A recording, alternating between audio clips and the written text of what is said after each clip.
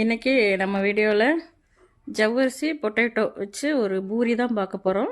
வாங்க அதை எப்படி செய்கிறதுன்னு பார்க்கலாம். ஒரு ஃபேன் வச்சு ஃபேன் காஞ்சிருச்சு. ஜவ்வரிசி லேசாக வறுத்துக்கலாம்.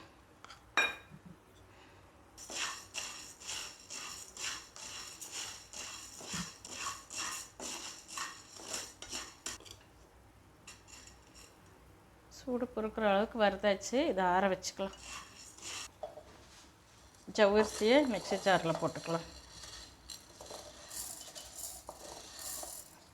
வச்சுட்டு வந்துடலாம். இப்போ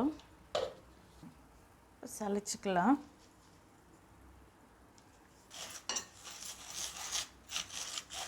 இதில் போட்டுக்கலாம். மைதா போட்டுக்கலாம். கிழங்க நல்லா மசிச்சுக்கலாம். இந்த மாவோட உருளைக்கிழங்கு போட்டுக்கலாம். கொஞ்சமாக உப்பு, கொஞ்சம் சில்லி ஃப்ளேக்ஸ், கொஞ்சம் இஞ்சி பூண்டு பேஸ்ட்டு. இப்போ நல்லா இதை மிக்ஸ் பண்ணிக்கலாம். கொஞ்சம் தண்ணி தெளிச்சுக்கலாம்.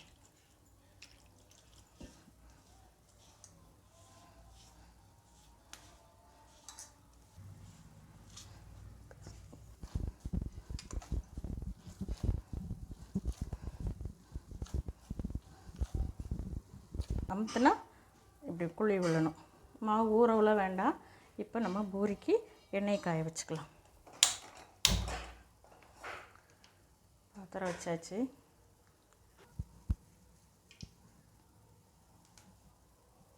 இந்த மாதிரி இந்த பால்களை அப்படியே சப்பாத்தி கட்டையை வச்சு இப்படி வளர்த்திக்கலாம்.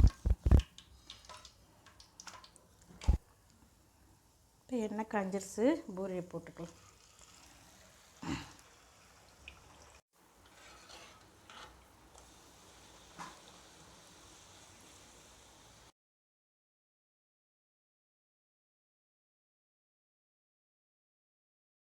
இதுக்கு என்ன சைடிஷ் வேணாலும் வச்சு சாப்பிட்லாம். இந்த வீடியோ பிடிச்சிருந்தா லைக் பண்ணுங்கள், ஷேர் பண்ணுங்கள், சப்ஸ்கிரைப் பண்ணுங்கள். தேங்க்யூ.